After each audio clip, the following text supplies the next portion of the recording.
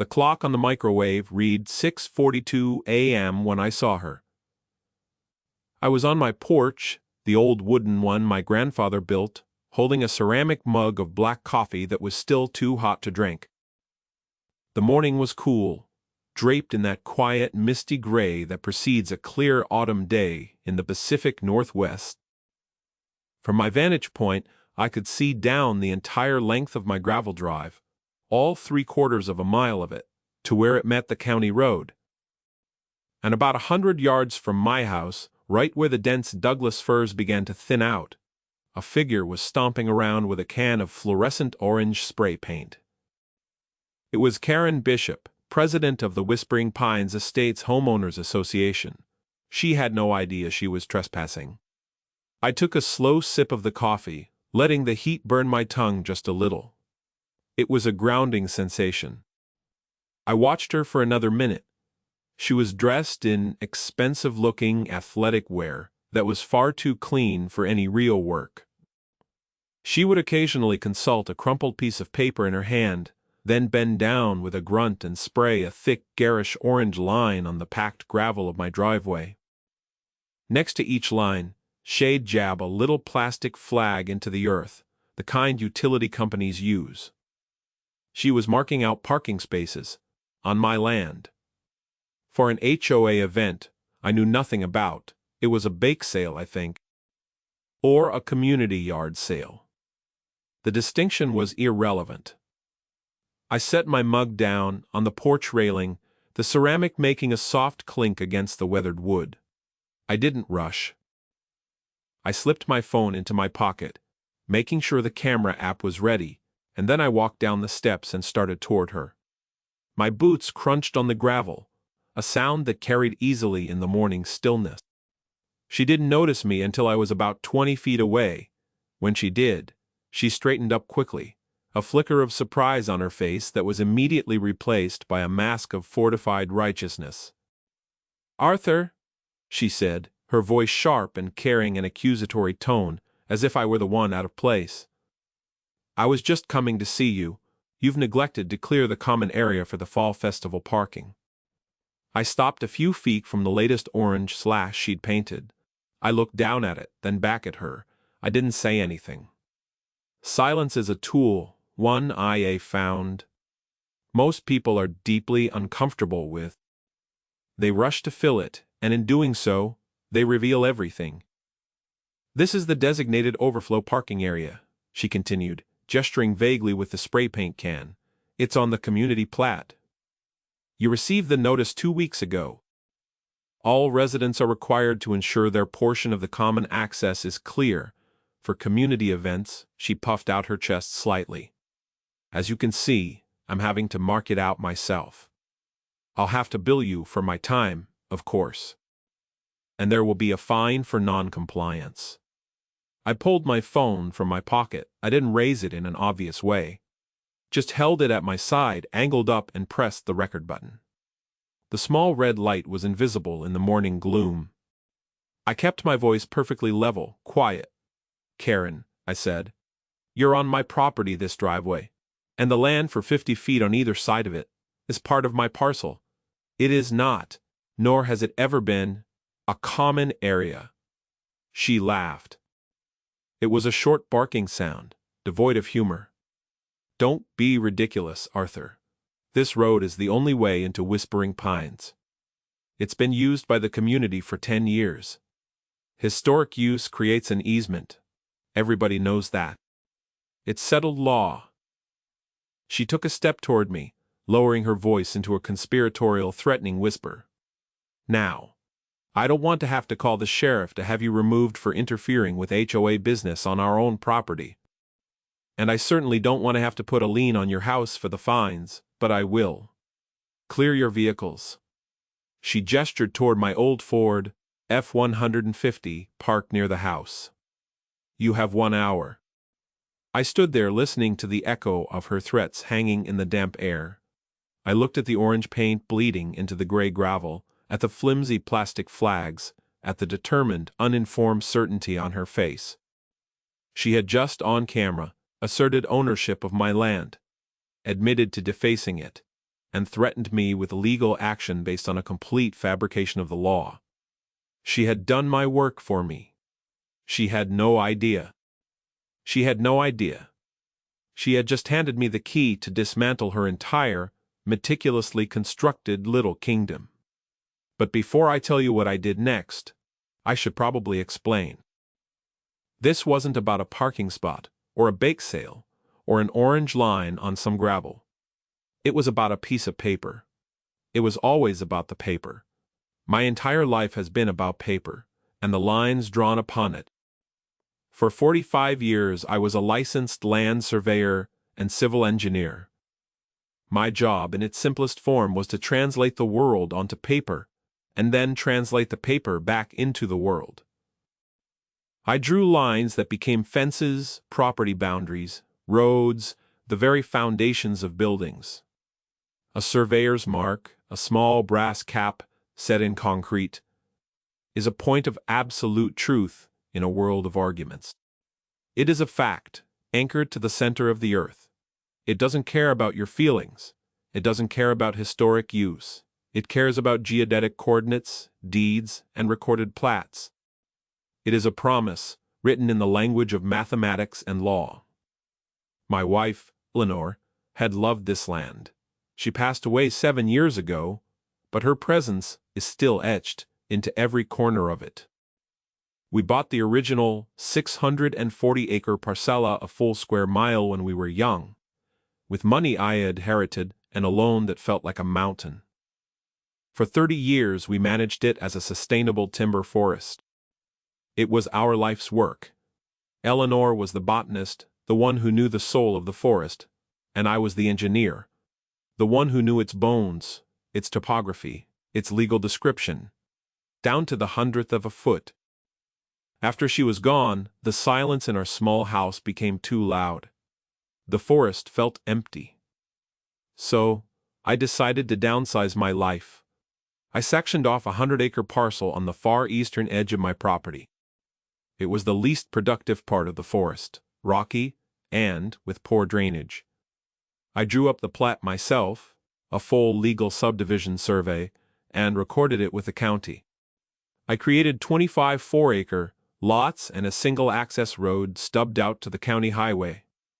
I sold the entire parcel, fully permitted and recorded, to a developer, Omnicorp Development. The sale was clean, the paperwork immaculate. I made sure of it. On paper, the division was perfect. The new development, which they christened Whispering Pines Estates, was legally distinct from my remaining 540 acres. The key, the detail, that Karen Bishop and the rest of the HOA never bothered to understand was the access. My long gravel driveway ran parallel to the northern boundary of their new development. To give them time to build their own dedicated paved road out to the highway as specified in their development plan, I granted Omnicorp a temporary license agreement. A license, not an easement. The distinction is critical. An easement is a property right, a permanent encumbrance on the land that gets recorded and transfers with the deed. A license is simple, permission, revocable at any time for any reason. The license was for their construction vehicles only. For a period of 24 months, I have the document, signed and notarized, in a fireproof safe. I kept the receipts. Omnicorp, in its infinite wisdom, built all the houses first. They sold the lots, established the HOA. And then, in a market downturn, the parent company went bankrupt before they ever built the permanent road. The residents of Whispering Pines were left with million-dollar homes and only one way in or out, my gravel driveway. For years I allowed it. It cost me nothing. I'm not a confrontational man. I valued my peace and quiet more than the principle of the thing. I sent a registered letter to the newly formed HOA board every year, reminding them that their access was via a temporary, revocable license, and that they needed to secure their own permanent easement and build their road. Every year my letters were ignored. Then, 5 years ago, Karen Bishop and her husband moved in. She was a woman who radiated a restless, aggressive energy. She saw a power vacuum in the sleepy, ineffective HOA, and she filled it with ruthless efficiency. Within a year, she was president. And she began to rule. She rewrote the covenants. She created an architectural review committee consisting of herself and 2 of her friends. She levied fines for unapproved mailbox colors, for grass that was a 1/4 inch too high, for holiday decorations left up a day too late. She was a petty tyrant, but she was an effective one. She convinced the residents that her iron-fisted rule was protecting their property values. Her favorite target became the older residents, the ones on fixed incomes who were least able to fight back.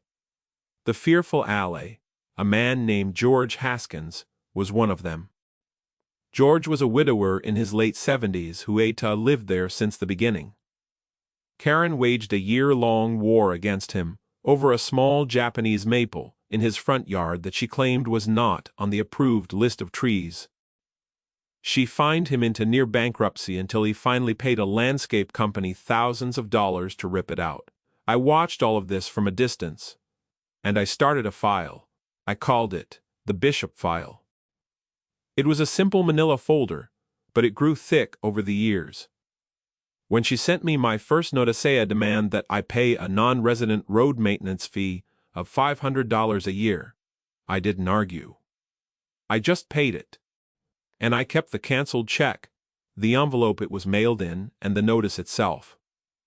On paper, her cashing that check was an admission that I was a non-resident, someone outside her jurisdiction. She had no idea. When she sent a notice to the entire community declaring my driveway to be Whispering Pines Lane, a common asset, I didn't protest. I printed the email and added it to the folder. I kept the receipts, every single one. I knew that a person like Karen Bishop, someone who operates on pure, unadulterated confidence, and a willful ignorance of facts, will eventually overreach so dramatically that they destroy themselves. You just have to be patient and let them build their own gallows. The orange spray paint on my driveway was the final nail. After my brief, recorded confrontation with her, I walked back to my house. I didn't look back. I knew she was watching me, her mind probably already composing the triumphant email she would send to the other residents about the uncooperative landowner she had put in his place. I went inside, poured my now lukewarm coffee down the drain, and made a fresh pot. Then I went to my office. My office is the heart of my home. It's where I feel most myself. The walls are lined with bookshelves filled with engineering texts, legal manuals, and binders of old survey projects. On one wall hangs a massive, framed topographical map of my property, a beautiful and intricate thing I drafted by hand years ago. I sat down at my large oak desk, the surface of which is usually clear, except for a computer and a single lamp. I took a deep breath. The quiet anger I felt had burned away, replaced by a cold, clear sense of purpose. End quote. It was time to get to work. First, I took the Bishop file from my filing cabinet. I spent the next hour scanning every document into my computer. Every notice, every canceled check, every threatening email, every photograph I had discreetly taken of her harassing other neighbors. I created a timeline, a meticulous, cross-referenced history of her overreach. Then I transferred the video from my phone. I isolated the audio. Her words were crystal clear. This road is our own property. Historic use creates an easement. I will put a lien on your house. Each phrase was a pearl of self-incrimination. Next, I pulled the master file for my own property. The original deed, the bill of sale to Omnicorp, the officially recorded subdivision plat from the county recorder's office, bearing the county surveyor's seal, and of course the temporary license agreement, with its 24-month term that had expired 8 years ago. I scanned them all. I arranged the documents into a logical, narrative sequence. It was the story of a lie. The story of a community built on a foundation of willful ignorance, spearheaded by a bully. On paper, their entire existence on my road was a house of cards, and a strong wind was coming. My first official act was to draft a letter. Thakwo.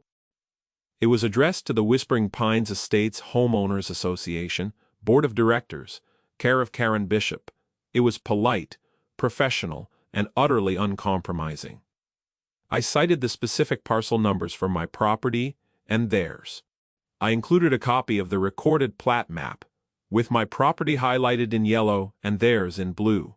I included a copy of the temporary license agreement, with the expiration date circled in red. I stated, simply, that their license to use my driveway, parcel number 7345B, had expired and was now formally and permanently revoked.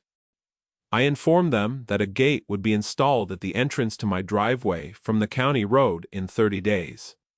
They would need to find or create an alternative access to their properties before that date.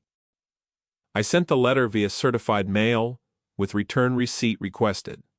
I also sent a copy via email to the official HOA address, with a read receipt tracker embedded.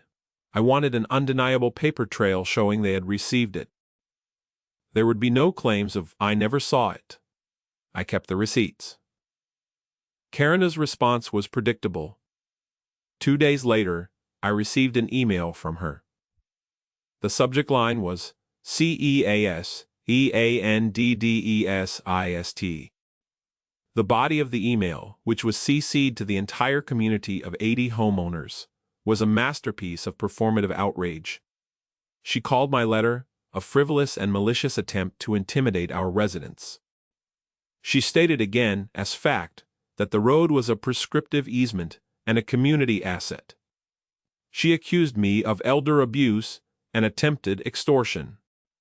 She ended by stating that the HOA's legal counsel would be dealing with me, and that I should preserve all documents for the forthcoming lawsuit. She had no idea she was doing exactly what I wanted her to do. She was putting her false claims in writing and distributing them widely. Every email was another page for my file. The certified letter came back with a signature. Karen Bishop had signed for it herself.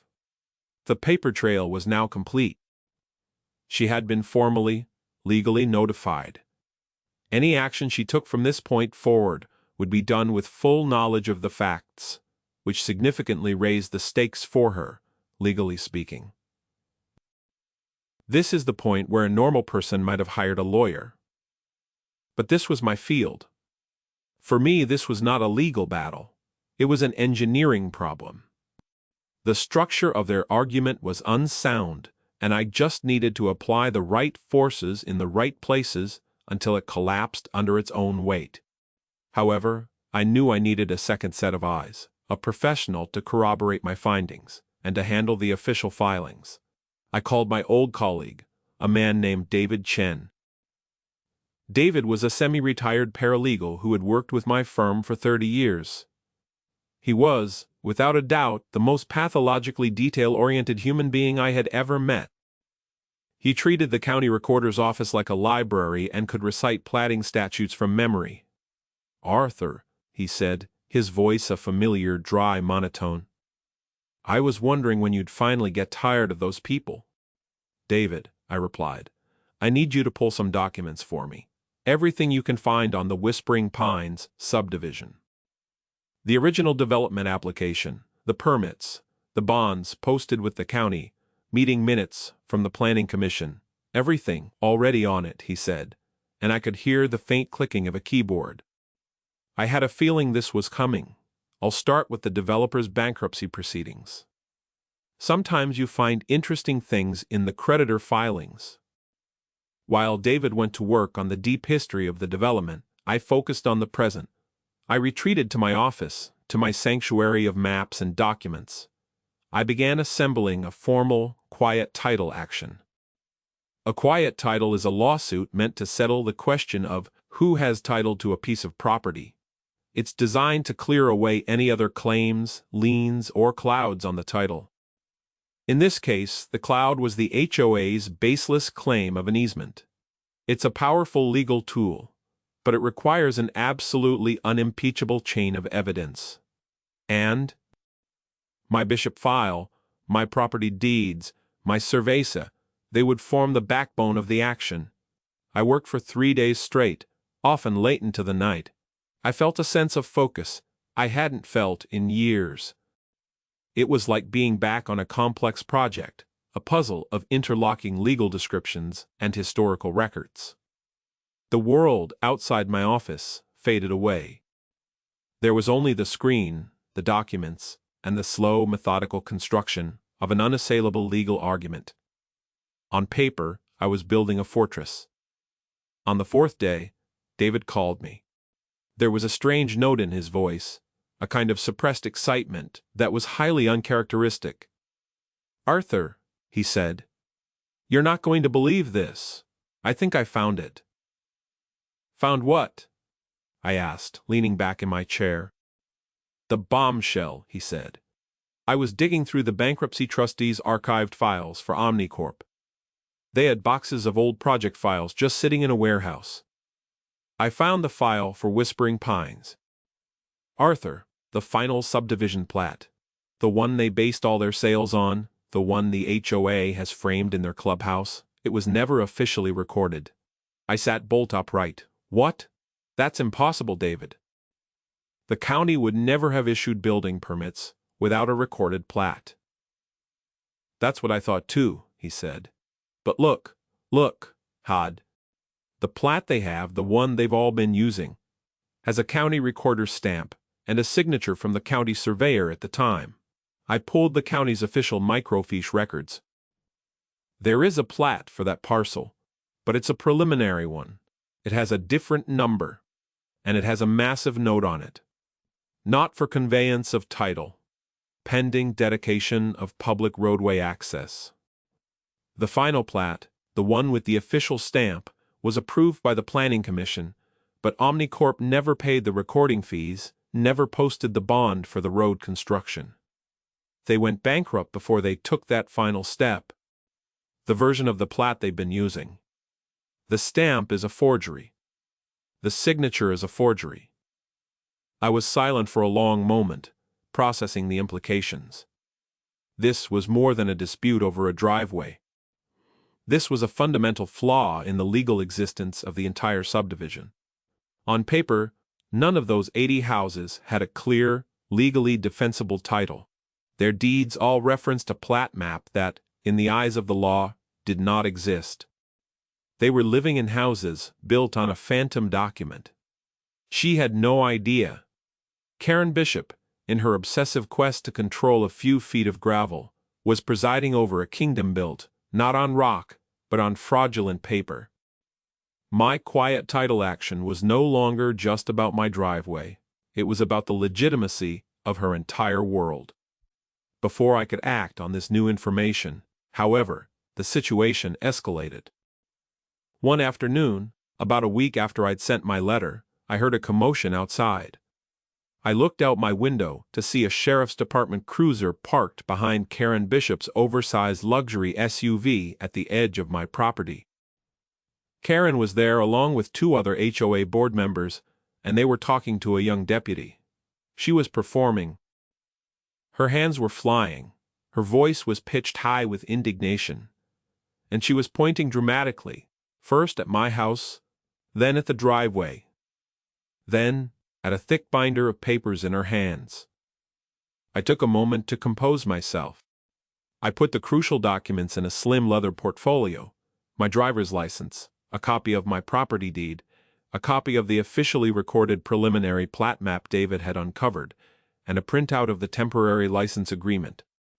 Then I walked outside. The deputy, whose name tag read Miller, looked relieved to see me. He was young, with a cautious professional expression that suggested had already had a very long day. Karen saw me approaching, and her performance intensified. "There he is, officer," she announced, as if I were a fugitive. "That's Arthur Penhaligon. He's been harassing the residents of our community, trying to block our legal access to our homes. He sent us a threatening letter, and we are all living in fear." Deputy Miller turned to me. "Sir," he said politely, "can I get your side of the story? I have a complaint here of harassment and a civil dispute over an easement." I nodded calmly. I didn't look at Karen. I addressed the deputy directly. "My name is Arthur Penhaligon," I said, keeping my voice low and steady. "I am the owner of this property. There is no easement. These individuals are trespassing." Karen scoffed loudly. "He's lying, officer. We have the documents." She thrust her binder forward, a thick, three-ring monstrosity with whispering pines governing documents on the spine. It was filled with page protectors and colored tabs. It was a prop, designed to look impressive and official. The deputy took the binder and began to flip through it with a practiced air of weary patience. I watched his eyes scan the pages. He was looking at a copy of the forged plat map. "Ma'am," he said, handing it back to her, "this all appears to be a civil matter. I can't determine property lines or the validity of an easement. You'll have to take that to court." "But he's threatening to block the road," one of the other board members chimed in. "That's illegal. You have to stop him." This was the moment I had prepared for. "Deputy," I said, opening my own, much thinner portfolio, "I understand this is a civil matter. However, Miss Bishop has made several specific claims here today that I would like to address for the record. I would appreciate it if you would note my statements in your report." The deputy's eyebrows raised slightly. "Why?" This was a departure from the usual he said, she said shouting match. He pulled out his notepad. "Go ahead, sir." I handed him the copy of my deed. "First, this is the deed to my property. Parcel 7345B. Recorded in Book 112, page 88 of the county records." He looked at it, then at the GPS. On his shoulder-mounted radio he nodded. "Second," I continued, handing him the printout of the temporary license agreement. "This is the license I granted to the developer, granting temporary access for construction. Note the expiration date, 8 years ago." He read it carefully. "Third," I said, handing him the official preliminary plat map from the county records. "This is the only legally recorded plat map for the Whispering Pines subdivision on file with the county recorder. Please note the parcel number and the prominent note at the bottom, which reads 'Not for conveyance of title.'" He stared at that document for a long time. He looked from the map in his hand to the binder Karen was clutching. He looked at the official county seal on my copy, and then at the photocopied, slightly blurry seal on hers. I saw a flicker of understanding in his eyes. He knew which one was real. Finally, "Deputy," I said, my voice still calm and even, "I would like to state for the record that I have never harassed anyone. I have formally notified the HOA that their permissive temporary license to use my private road is revoked. I have a legal right to control access to my own property. Miss Bishop and her associates are currently trespassing. I am not asking you to remove them at this time. I am simply asking you to make a note of it in your official report." Karen was sputtering, her face turning a blotchy red. That's a fake. He's faked those documents. Officer, you have to arrest him for forgery." Deputy Miller looked at her, his expression now completely unreadable. "Ma'am," he said, his tone flat, "a court will have to sort it out. I am not going to make any arrests today." He turned back to me. "Sir, I have your statement. I will include copies of these documents with my report. The incident number is available upon request." He handed my papers back. "I would advise all parties to seek legal counsel and refrain from interacting with each other until a court has ruled on the matter." He gave Karen a hard look. "Ma'am, that includes you and your associates staying off of Mr. Penhaligon's property." The deputy got in his car and drove away, leaving the three of them standing there in stunned silence. The mask of righteous authority had slipped from Karen's face, replaced by a look of confusion and naked fury. She had brought the law here, expecting a tool to enforce her will. Instead, the law had listened quietly, taken notes, and validated my version of reality. She had no idea how badly she had just lost. The police report, with my evidence attached, was now a public record. It was another brick in the fortress I was building. The incident with the deputy seemed to galvanize the community, but not in the way Karen had intended.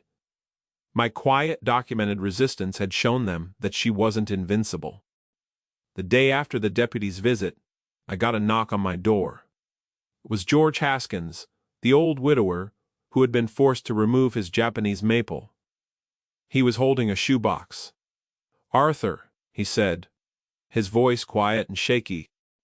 "I heard what happened. I think I have something that might help you." I invited him in, and we sat at my kitchen table. He opened the shoebox. Inside were dozens of cassette tapes.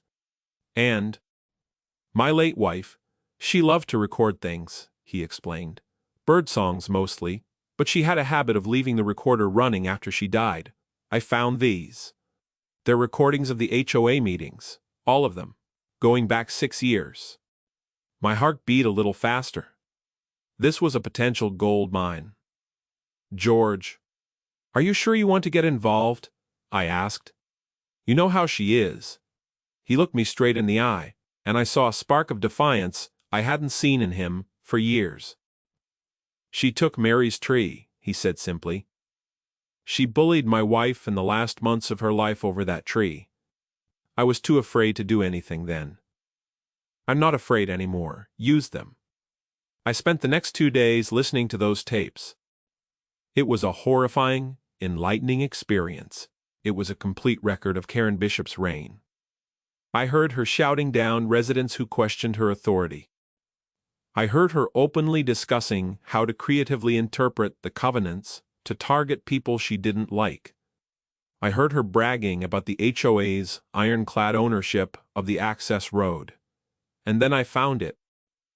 On a tape from a board meeting 3 years prior, a disillusioned insider, a board member named Sarah, had raised a concern. "Karen," her voice said, on the tape, tinny and distant. "I was at the county planning office, and I'm a little worried. I saw our plat map, and it was marked preliminary. Are we sure our access is permanent?" Karen's reply was swift and dismissive. "Sarah, that's just bureaucratic nonsense, and the developer's lawyer assured us it was all handled. It's a recorded prescriptive easement. End of story. We're not discussing this again. It will only confuse the residents and depress property values." There it was. On tape. Proof that she had been warned about a potential title issue years ago, and had deliberately chosen to ignore it and suppress the information from the other homeowners. This wasn't just ignorance anymore. It was willful negligence. This was the evidence that would turn the other homeowners against her. A coalition was starting to form, whether they knew it yet or not. With David's discovery of the forged plat and George's tapes, my case was now overwhelming. I finished drafting the quiet title complaint. It was a dry, technical document, but it was beautiful in its precision. It laid out the undisputed chain of title for my land, presented the evidence of the temporary license, and formally requested that the court extinguish any and all claims by the Whispering Pines HOA to any form of easement or right-of-way across my property. As an addendum, I attached an affidavit from a certified document examiner, confirming that the plat map held by the HOA was, in all likelihood, a forgery. But before I could file it, Karen made her final desperate mistake. She escalated. One morning, I found a notice posted on my front door.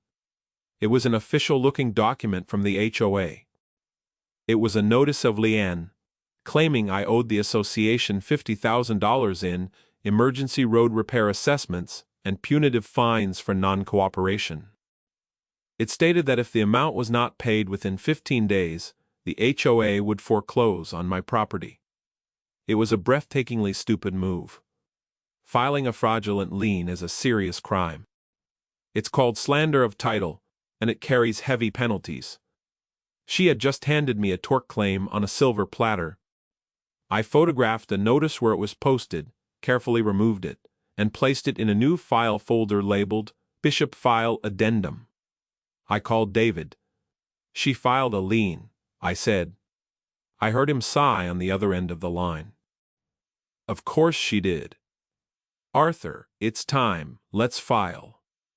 Not just the quiet title. We're adding a count for slander of title. And we're asking for punitive damages. And we're filing for a temporary restraining order to prevent her from setting foot on your property. The next day David filed the lawsuit on my behalf. The machine of justice, slow but powerful, began to grind. A process server delivered a summons to Karen Bishop during the middle of her monthly HOA board meeting. I imagine it was quite a scene. The climax didn't come in a dramatic courtroom showdown like in the movies. So, it came in a sterile, beige conference room at a law office for a mandatory settlement conference. The court had ordered mediation before the case could proceed to trial. On one side of the massive mahogany table sat me, my lawyer David, acting officially as my counsel now, and George Haskins, who had agreed to be a witness. On the other side sat Karen Bishop, two other shell-shocked board members and their lawyer, a man with a harried expression who looked like he deeply regretted taking their case. The room was thick with tension. Karen refused to make eye contact with me. She sat ramrod straight, clutching her binder of documents like a shield. Her lawyer began, and he gave a rambling, blustering speech about community, fairness, and the obvious necessity of a prescriptive easement. He argued that for 10 years, his clients had used the road openly and without permission, thus creating an easement by default. He dismissed our claims about the forged plat as a desperate and irrelevant distraction. It was a performance, just like Karen's, full of emotion and devoid of facts. When he was finished, David, acting as my lawyer now, didn't respond with a speech of his own. He simply opened a briefcase and began to place documents on the table, one by one, like a dealer laying out a winning hand of cards. Exhibit A, he said, his voice a calm drone. The recorded deed for Mr. Penelongon's property. He slid a copy across the table. Exhibit B. The temporary license agreement, signed by the developer, with the expiration date clearly marked. He slid another copy over. Exhibit C. The annual letter sent by my client to the HOA, reminding them of the license's temporary nature. With each document, I saw Karen's lawyer flinch just a little. He was seeing this evidence for the first time. It was clear. Karen had not been honest with him. Now, David said, his tone shifting slightly. Let's talk about the idea of a prescriptive easement. For such an easement to be established, the use of the property must be adverse or hostile. In other words, it must be without the owner's permission. However, he paused for effect. My client explicitly gave permission via the license agreement. That permission was never revoked until 30 days ago. Therefore, your use was permissive, not adverse.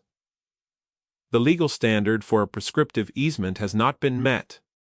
It is a legal impossibility. The HOA's lawyer's face went pale. He knew David was right. It was a foundational point of property law. His entire case had just evaporated. He looked at Karen with an expression of pure fury. She had lied to him, or at the very least, withheld the most critical facts. But David wasn't finished. Furthermore, he said, let's address the matter of your client's authority. He slid another document across the table. Exhibit D. The only legally recorded plat map for the Whispering Pines subdivision obtained from the county's official archives. Note the preliminary status. He then placed a second map beside it. "And this is the map your client has been operating under. We have a sworn affidavit from a forensic expert stating that the recorder's stamp and signature on your version are forgeries." The two other board members gasped. They stared at the documents, then at Karen, their faces a mixture of confusion and horror. And finally, David said, pulling out a small digital audio player, "We have the matter of bad faith." He pressed play. "We have the matter of bad faith." The tinny voice of Sarah, the former board member, filled the quiet room. "Karen, I'm a little worried. I saw our plat map, and it was marked preliminary." Then came Karen's dismissive reply, captured for all to hear. "That's just bureaucratic nonsense. We are not discussing this again." David stopped the recording. The silence in the room was absolute. This was the moment. This was the collapse. Karen Bishop's face, which had been a mask of defiant anger, suddenly seemed to crumble. The color drained from it. Her eyes, which had been fixed on a point on the far wall, became unfocused. The mask didn't just slip, it shattered. She stared at the audio player on the table as if it were a venomous snake. For the first time she seemed to understand the depth of her miscalculation. She understood that this wasn't an argument she could win with volume or confidence. This was a world of facts, of documents, of recorded truths, and in that world she had nothing. She had no idea how thoroughly and completely she was beaten. She opened her mouth to speak, but no sound came out. She just sat there, a hollowed-out effigy of the tyrant she had been moments before. Her lawyer cleared his throat, breaking the spell. He looked at David, then at me. "We need a moment to confer with our client," he said, his voice strained. He gestured for Karen and the other board members to follow him out of the room. They were gone for nearly an hour. When they returned, the lawyer's face was grim. Karen looked like she had been crying. She wouldn't look at anyone. "My clients," their lawyer began reading from a legal pad, "are prepared to offer a settlement. They will immediately and publicly renounce any and all claims to an easement across Mr. Penhaligon's property. They will issue a formal apology to him. They will agree to a permanent injunction preventing them from trespassing.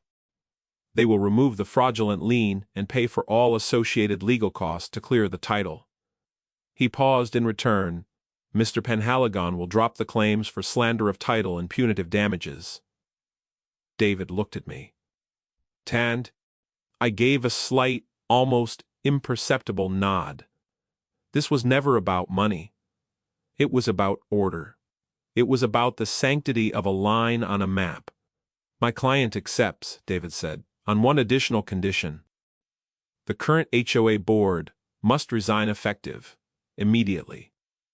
And a special meeting must be called to elect a new board." The lawyer looked at his clients. The two other board members nodded eagerly. Karen just stared at the table. "Agreed," the lawyer said, his voice heavy with defeat. The verdict, when it came in the form of a legally binding settlement agreement signed before a judge, was decisive. It was the quiet, official end to a very loud war. And the consequences for Karen Bishop were swift and severe. Stripped of her position and publicly humiliated, she and her husband put their house up for sale less than a month later. The news of the forged plat map sent a shockwave through the community. The title insurance companies that had underwritten the home sales were suddenly facing a massive liability. A class action lawsuit was filed, not against me, but against the bankruptcy estate of Omnicorp Development and the title companies themselves. The entire legal foundation of Whispering Pines had to be rebuilt, plat by plat, deed by deed. It would take them years to sort it out. Karen, I later learned from David, was also facing a state investigation for filing the fraudulent lien. The community, freed from her rule, began to heal. George Haskins, to my surprise, was elected president of the new, much more reasonable HOA board. Their first act was to formally commission a survey and engineering plan to build their own legal access road, connecting their subdivision to a different county road on the other side of their property. They asked for, and I granted, a temporary 6-month license to continue using my drive while their road was being built, a license for which they paid a fair market rate. The improper fines Karen had levied over the years were rescinded and refunded from the HOA's reserve funds. Neighbors who had been afraid to even look at me before now waved when I drove past. George came by one evening with a bottle of very good single malt scotch. We sat on my porch and watched the sunset, not saying much. We didn't need to. I never did install that gate. The new road was completed in 5 months, a simple but well-built paved lane that snaked through the woods on their own land. The day it opened, the traffic on my gravel driveway ceased completely. The silence that returned was profound. Sometimes I walked down to the end of my drive, to the spot where Karen Bishop stood with her can of orange paint, so confident in her manufactured reality. The paint has long since faded, washed away by the rain and worn down by the tires. The earth has reclaimed the little holes where she planted her flags. It's just a gravel road again. It is just my land. I think about ownership, about what it really means. It is not a feeling. It is not a claim you make. It is a story, written in ink on paper, filed away in a county courthouse. It is a chain of names and dates and legal descriptions stretching back through time. It is a quiet, stubborn fact. Karen Bishop believed ownership was a performance, a matter of will. She thought if she said the road was hers, loudly enough and often enough, reality would bend to her desires. But the land doesn't listen. A survey marker, buried in the dirt, has more authority than the loudest voice in the room. In my office, the Bishop file sits on a shelf.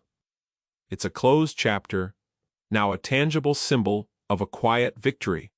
Next to it sits the new, legally recorded plat map for Whispering Pines, the one the new HOA paid me to survey and draft for them as part of the settlement. It shows their new road clearly on their own property. It shows my driveway clearly on mine. The lines are clean and correct. The paper is in order.